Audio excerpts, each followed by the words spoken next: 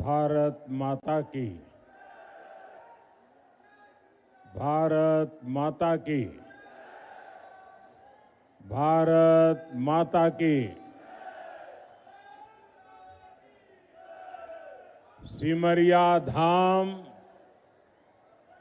और माता मंगला देवी की इस पावन धरती पर मैं बिहार के इस विशाल जनमानस को प्रणाम करता हूं।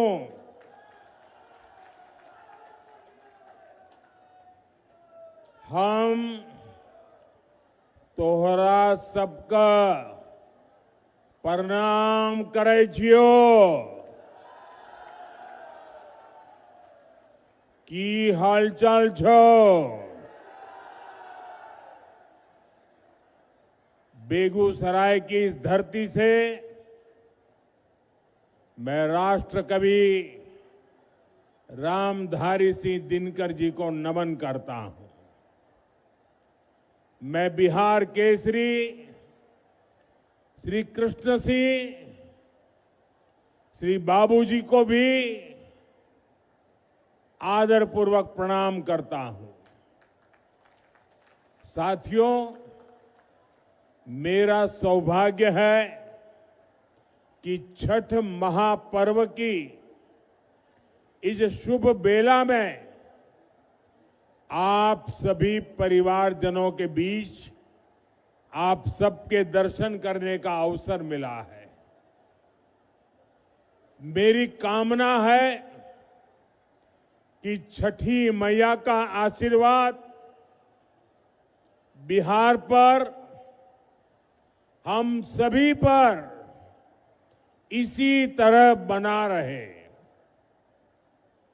साथियों, जब छठी मैया की पूजा की बात आती है तो शारदा सिन्हा जी को याद करना स्वाभाविक है। और शारदा जी तो बेगूसराय की बहू थी। हमारी सरकार को उन्हें पहले पद्म भूषण और इस वर्ष पद्म विभूषण से सम्मानित करने का अवसर मिला। शारदा सिन्हा जी अब हमारे बीच नहीं है, लेकिन उनके अमर गीत हमेशा गूंजते रहेंगे। मैं शारदा सिन्हा जी को विनम्र श्रद्धांजलि अर्पित करता हूं। साथियों, आज बेगूसराय की ये धरती एक नए उत्साह से भरी हुई है। यहां नौजवानों का जोश है, बहनों बेटियों का भरपूर आशीर्वाद है। ये सिर्फ जनसभा नहीं है, ये बिहार के सपनों का, नए संकल्पों का मेला है, मेला। और इस जनसभा का पूरे बिहार को संदेश है, फिर एक बार एनडीए सरकार, फिर एक बार, फिर एक बार, फिर एक बार, फिर एक बार सुशासन की सरकार। साथियों, आपने हमेशा मोदी पर भरोसा किया है, नीतीश जी पर आशीर्वाद बरसाया है। एनडीए के लिए आपका यही प्यार, आपका अटल विश्वास अब विकास के नए दौर की तरफ ले जा रहा है। कोई कल्पना कर सकता है कि अभी दिवाली को गए 2 दिन हुए हैं, और छठ मैया का बहुत बड़ा त्योहार कल शुरू हो रहा है। और इस बीच मैं लाखों माताओं बहनों को यहां देख रहा हूं। ये अपने आप में मेरे लिए तो एक बहुत बड़ा सुखद आश्चर्य है। मैं सोच नहीं सकता हूं कि बिहार हो, छठ मैया का पर्व कल हो और आज हमें आशीर्वाद देने के लिए ये महिलाएं, माताएं, बहनें, बेटियां, जहां मेरी नजर जा रही है, माताएं, बहनें मैं देख रहा हूं। आप हमें आशीर्वाद देने आए हैं, ये हमारी बहुत बड़ी शक्ति है।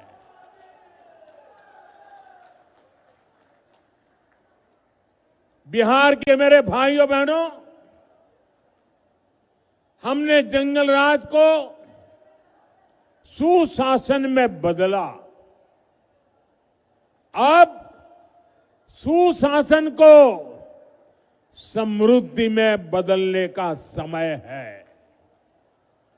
मैं बिहार की समृद्धि के लिए आप सभी का आशीर्वाद लेने आया हूं।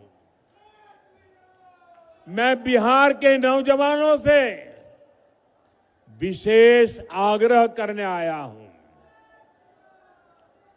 वो 2005 का अक्टूबर महीना ही था जब आपके माता पिता ने बिहार को जंगल राज से मुक्त किया था, सुशासन को चुना था। अब 2025 का ये अक्टूबर और नवंबर आपके लिए नए अवसर भी और एक बड़ी जिम्मेवारी लेकर आया है। आपको अपने और बिहार की आने वाली पीढ़ियों के लिए समृद्ध बिहार बनाना है। आपको अपने एक वोट की ताकत समझनी है। आपके एक वोट से ही बिहार की समृद्धि तय होगी। विकसित भारत बनाने का संकल्प मजबूत होगा। साथियों, जब से बिहार चुनाव की घोषणा हुई है, तब से हम एक चीज साफ साफ देख रहे हैं। एक तरफ एनडीए है, नीतीश जी, मांझी जी, उपेंद्र जी, चिराग पासवान जी, ये सूझबूझ से भरा हुआ नेतृत्व है। इसको भाजपा की हमारी टीम, दिलीप जी, सम्राट चौधरी जी, विजय सिन्हा जी से और मजबूती मिलती है। वहीं दूसरी तरफ लाठियां भाज रहा महागठबंधन है। ये लोग कैमरे पर आकर कुछ भी बोले, लेकिन पीठ पीछे एक दूसरे की खाल खींच रहे हैं। इस महागठबंधन में अटक दल है, लटक दल है, भटक दल है, झटक दल है और पटक दल है। आरजेडी बीते 2 दशक में कोई चुनाव नहीं जीती, लेकिन अपने अहंकार में अटकी हुई है। इसी अहंकार में इन्होंने जेएमएम को झटक दिया। कांग्रेस 35 साल से बिहार में आरजेडी की पिछलग्गू बनी हुई है। इस बार आरजेडी ने उसको फिर पटक दिया। इन लोगों ने वीआईपी को भी भटका दिया। जो लेफ्ट के दल है उनको लटका दिया। साथियों, जब स्वार्थ हावी होता है, लूट खसूट ही लक्ष्य होता है, तो वही होता है जो आरजेडी कांग्रेस वाले कर रहे हैं। ये लोग पहले टिकट बेचते हैं, फिर घोटाले करते हैं।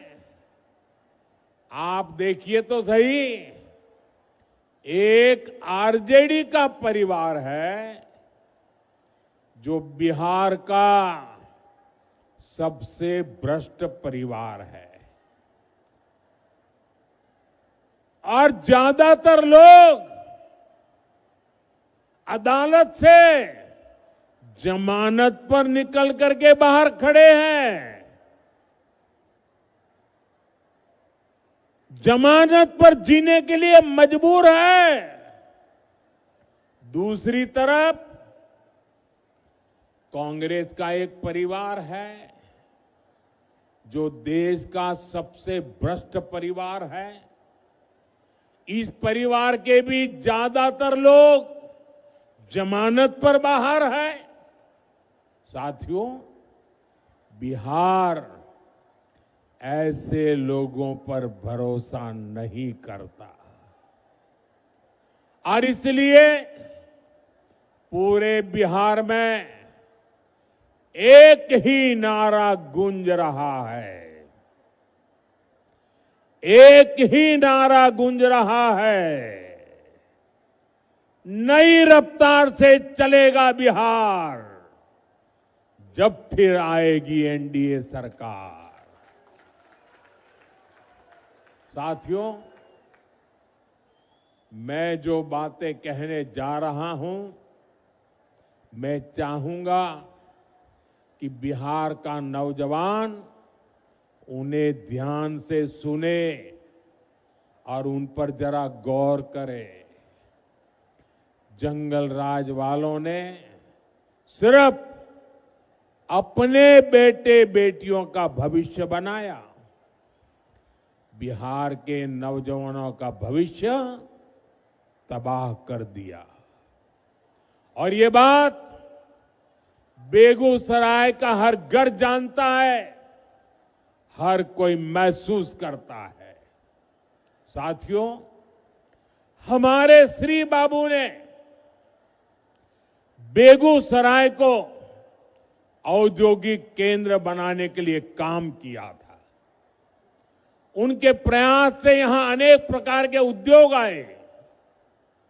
एक समय था जब ये क्षेत्र देश के प्रमुख औद्योगिक केंद्रों में से एक था। बरौनी में सायरन बजता था तो पूरा बिहार गर्व से भर जाता था। 60 के दशक में यहां रिफाइनरी लगी, फर्टिलाइजर फैक्ट्री बनी, बिजली का कारखाना लगा, यहां नौकरियां बनी, उम्मीदें जगी, चहल पहल होने लगी। लेकिन फिर क्या हुआ? फिर जंगल राज आ गया।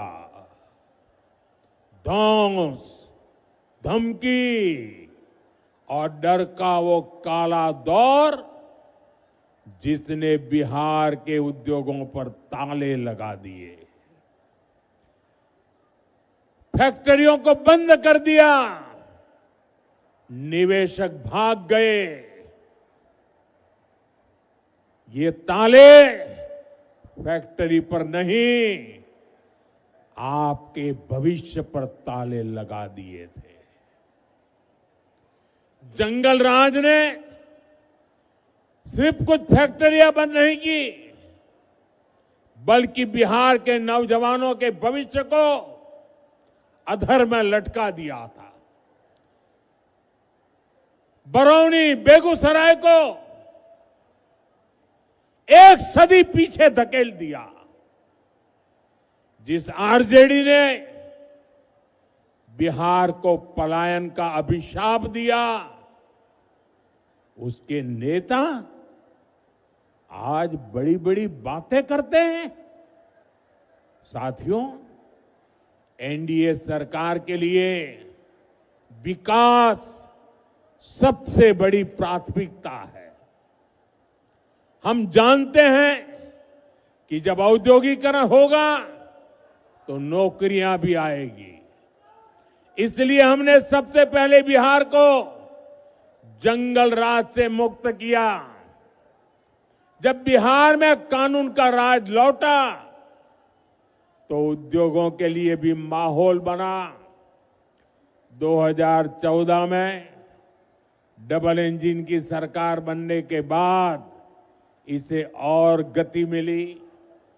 आज आप देखिए, हमारा बेगूसराय न सिर्फ अपने औद्योगिक पहचान वापस पा रहा है, बल्कि देश का एक बड़ा इंडस्ट्रियल हब बनने की तरफ आगे बढ़ रहा है। बरौनी का खाद कारखाना जंगल राज में बंद पड़ा था।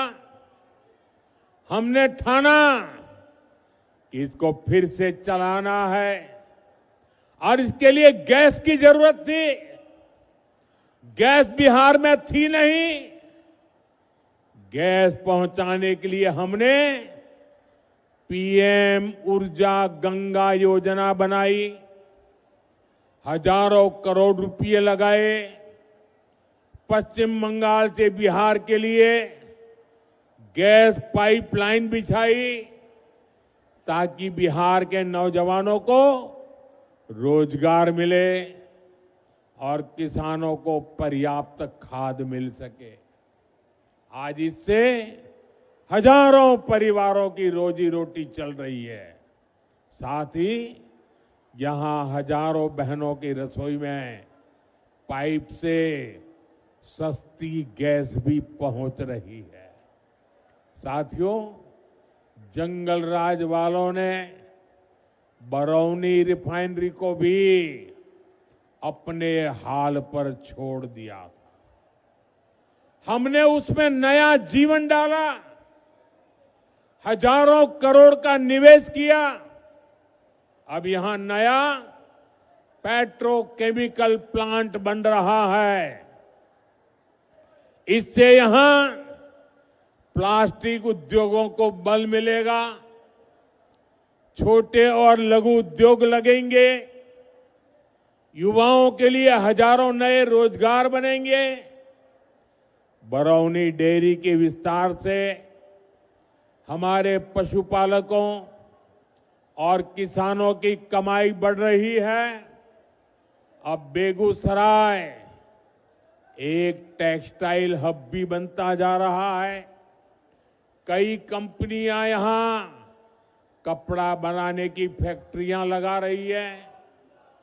बेगूसराय में एक के बाद एक मल्टी ब्रांड शोरूम खुलते जा रहे हैं। बड़ी बड़ी कंपनियां यहां आ रही है। बड़ी बड़ी गाड़ियों के शोरूम यहां खुल गए हैं। अच्छी बिजली सप्लाई ने यहां के उद्योगों को नई ताकत दे दी है। और इतना ही नहीं, मुझे कोई कह रहा था कि मिठाई की इतनी ज्यादा दुकानें खुल गई है कि पूछो मत। साथियों, नीतीश जी के नेतृत्व में बीते सालों में करीब 50 लाख रोजगार बिहार में बने हैं। शिक्षा हो, पुलिस हो, हेल्थ हो, सब जगह रिकॉर्ड भर्तियां की गई हैं। आने वाले 5 सालों में इससे भी अधिक रोजगार बने, ये संकल्प लेकर हम चल रहे हैं। हम बिहार के जिले जिले में मेडिकल कॉलेज बना रहे हैं। यहां बेगूसराय मेडिकल कॉलेज पर भी काम चल रहा है। गांव गांव आयुष्मान आरोग्य केंद्र बन रहे हैं। इससे doctor, nursing staff, paramedical staff, ऐसे अनेक रोजगार बनेंगे। साथियों, आपको याद रखना है, आरजेडी कांग्रेस का नाम सुनते ही ये निवेशक भाग जाते हैं। जो नौकरी का लालच देकर गरीब का खेत अपने नाम लिखवाते हैं, ऐसे लोग नौजवानों को कभी नौकरी नहीं देंगे। अच्छा साथियों, आप इतनी बड़ी तादाद में यहां हैं, आप मेरा एक काम करेंगे? सबके सब जरा बताओ, मेरा एक काम करेंगे? ऐसे नहीं, जोर से बताओ। तो एक काम करिए, आपके पास मोबाइल तो होगा ही होगा, जरा मोबाइल फोन बाहर निकालिए।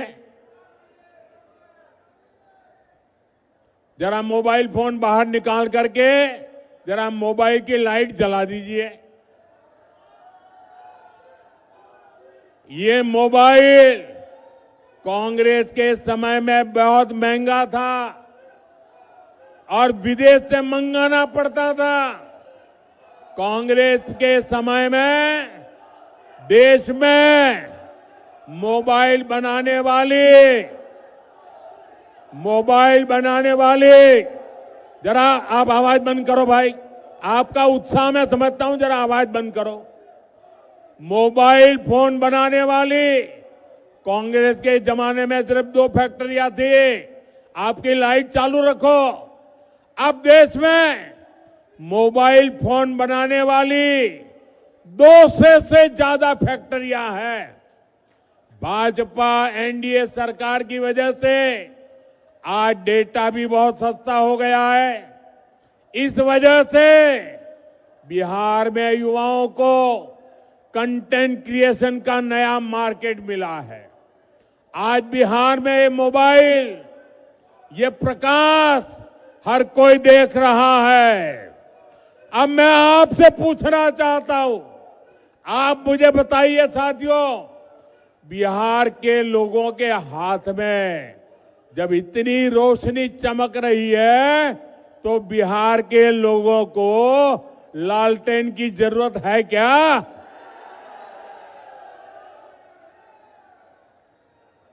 अपना मोबाइल हम नीचे रखिए। साथियों, किसी भी क्षेत्र का, किसी भी राज्य का विकास तभी हो सकता है जब सोच दूरगामी हो, इरादा पक्का हो और नियत साफ हो। आरजेडी कांग्रेस तो खुद ही अपने आप में एक समस्या है। इनके पास बिहार की समस्याओं का न कभी समाधान था और न कभी होगा। ये संवेदनहीन लोग हैं। ये वो लोग हैं जो बाढ़ आने पर भी गरीबों का मजाक उड़ाते हैं। साथियों, इनकी ऐसी ही सोच ने दशकों तक बिहार को उत्तर और दक्षिण बिहार में बांटे रखा। गरीब, दलित, पिछड़े, अति पिछड़े को जान पर खेलकर गंगा जी को पार करना पड़ता था या फिर कई 100 किलोमीटर लंबा रास्ता तय करना पड़ता था। लेकिन इन्होंने गंगा जी पर नए पुल बनाने के लिए काम नहीं किया। साथियों, नरेंद्र और नीतीश के लिए तो आपकी सुविधा, आपका जीवन ही हमारे लिए सबसे ऊपर है। एनडीए सरकार ने बिहार की कनेक्टिविटी पर बल दिया। कहीं हाईवे बन रहा है, कहीं एक्सप्रेस वे बन रहा है। आप देखिए, बीते 10-11 वर्षों में गंगा जी पर कितने सारे पुल बने हैं। मुंगेर को खगड़िया और बेगूसराय से जोड़ने वाले श्री कृष्ण सेतु से इस पूरे क्षेत्र के लोगों को फायदा हुआ है। साथियों, 7 दशक तक ये क्षेत्र राजेंद्र सेतु पर निर्भर रहा। हमारी सरकार ने इसके बगल में ही 6 लेन का एक आधुनिक ब्रिज बनाया। इसके लोकार्पण का सौभाग्य मुझे ही मिला। उस समय जनता के चेहरे पर जो खुशी थी, वो मैं कभी भूल नहीं सकता।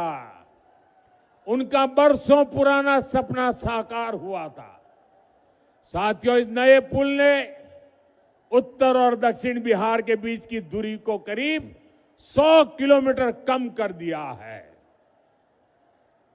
इससे सिमरिया धाम आना जाना भी आसान हुआ है। जो हजारों कल्पवासी जो कार्तिक मास में सिमरिया घाट जाते हैं, उनको बहुत बड़ी सुविधा मिली है। साथियों, आप मोदी को भली भांति जानते हैं। ये आपका मोदी चांदी का चम्मच लेकर पैदा नहीं हुआ है। मोदी गरीबी में रहा है। उसने गरीबी के दुख दर्द को सहा है।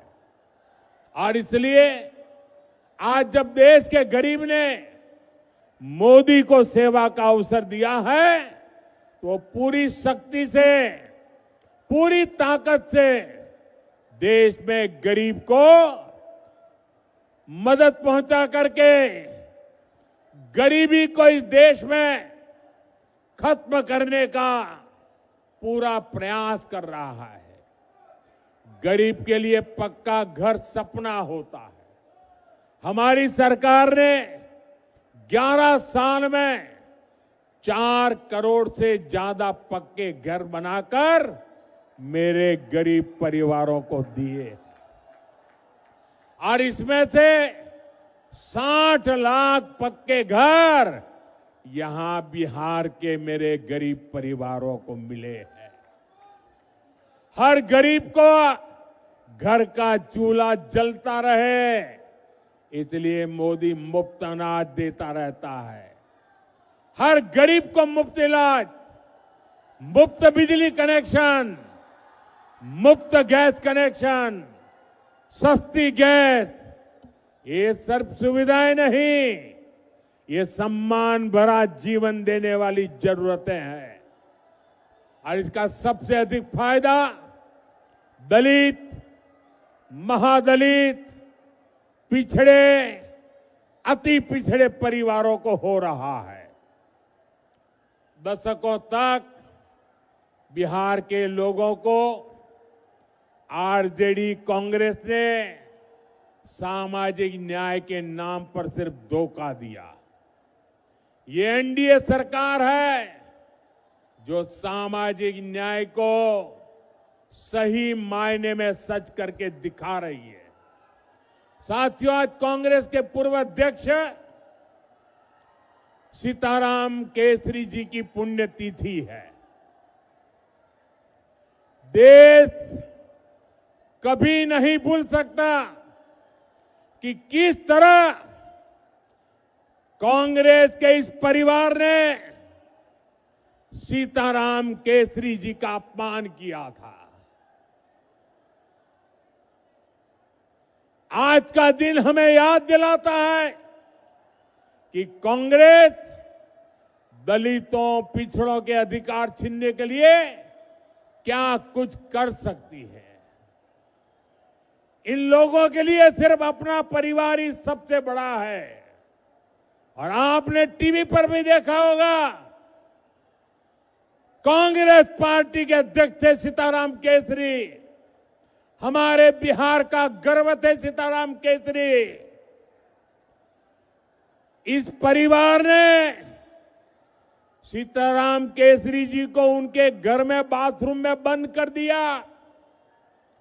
इतना ही नहीं, उनको उठा करके फुटपाथ पर फेंक दिया।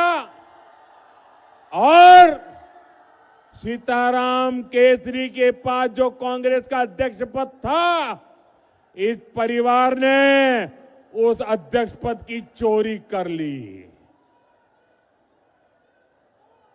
साथियों, ये ऐसे लोग हैं जिनको आपके परिवार की कोई चिंता नहीं है। साथियों, बिहार की नारी शक्ति जंगल राज की सबसे बड़ी पीड़ित रही है। आज वे एनडीए के सुशासन में बड़ा काम और बड़ा नाम करने के लिए आगे आ रही है। बीते वर्षों में बिहार की बहनें आत्मनिर्भर हुई है। जीविका दीदी के रूप में गांवों में बहनें अपने पैरों पर खड़ी हुई है। मेरा लक्ष्य देश के गांवों में 3 करोड़ लखपति दीदी बनाने का है। इसमें बिहार की बहनें काफी शानदार काम कर रही है। साथियों, बिहार की एनडीए सरकार ने जो महिला रोजगार योजना शुरू की है, ये बहुत ही प्रशंसनीय काम हुआ है। 1 करोड़ 20 लाख से ज्यादा बहनों में से हर एक को रोजगार शुरू करने के लिए 10,000 रुपया देना बहुत बड़ा कदम है। बिहार की बहनें इसको खुले दिल से अपना भी रही है। इसलिए आप सभी को इन महिला विरोधी आरजेडी कांग्रेस वालों से बहुत सावधान रहना है। इनके लिए हर रास्ता बंद करना है। आपको याद रखना है, ये आरजेडी कांग्रेस वाले महिला रोजगार योजना पर भी ताला लगा सकते हैं। महिलाओं के अधिकार बात आई, इन लोगों ने पार्लियामेंट में सारे नियमों को तोड़ करके उस कानून के कागजों को छीन करके फाड़ दिया था। ऐसे महिला विरोधी लोग हैं। साथियों, आज हमारी सरकार की प्राथमिकता आपका खर्च कम करने और बचत बढ़ाने पर है। जीएसटी बचत उत्सव के पीछे भी यही सोच है। जीएसटी बहुत कम होने से बिहार के हर परिवार को बचत हो रही है। त्योहारों के इस मौसम में कोई नया टीवी ले रहा है, कोई नया पंखा, कोई नया फ्रिज ले रहा है, किसी ने नया स्कूटर लिया, नई बाइक ली। इसमें भी हजारों रुपए की बचत हो रही है। इससे हर परिवार को कुछ न कुछ बचत हुई है।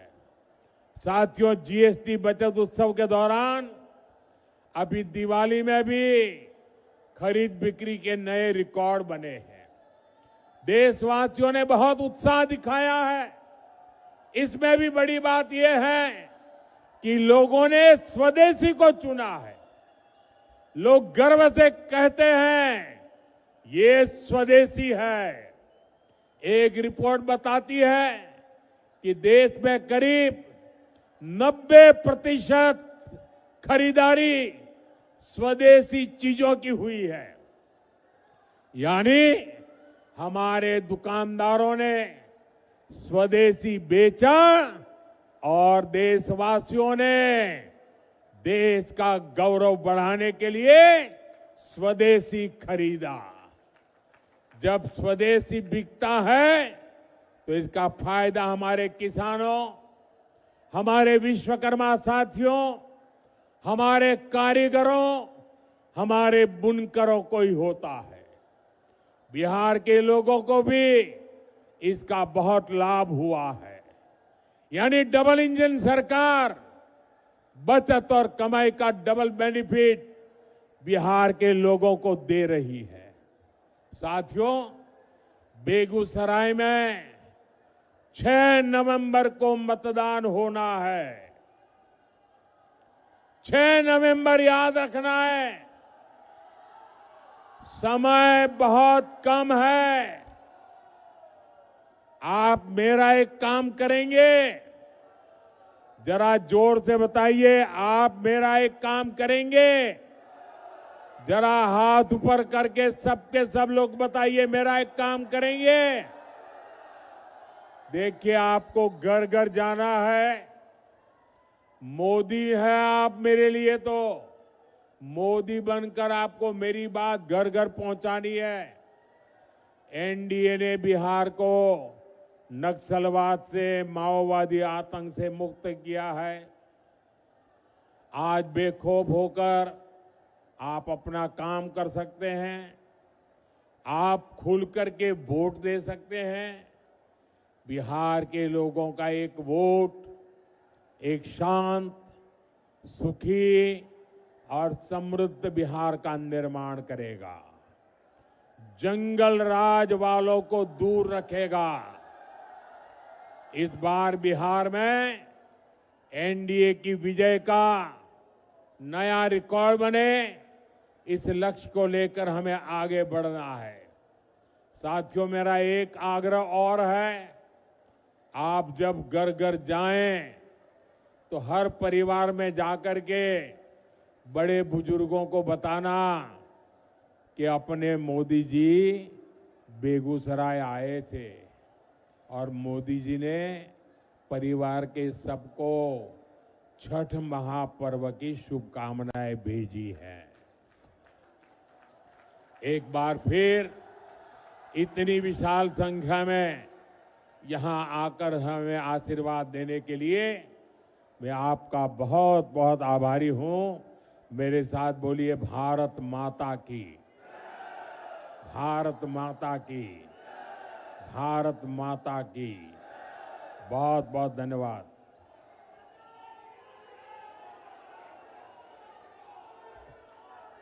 जो चुनाव लड़ रहे हैं वो उम्मीदवारों से मेरा आग्रह है, जरा आगे आ जाइए। जो चुनाव लड़ रहे हैं वो आगे आ जाएं। सब एक कतार में खड़े हो जाइए। जरा जगह कीजिए, मैं बीच में आने वाला हूं आपके। थोड़ा लाइन में खड़े हो जाइए, मैं बीच में आऊंगा आपके बीच में।